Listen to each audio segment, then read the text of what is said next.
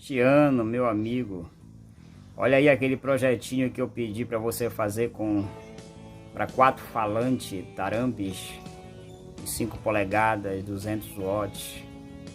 Olha, ficou muito bonito. E detalhe, quando eu botei para tocar, eu me surpreendi com a qualidade. Um som bem nítido, as frequências de médio, aquele som da caixa, que eu sou meio peazeiro, né? Aquele som da caixa bem forte, bem potente. Ficou muito top, olha.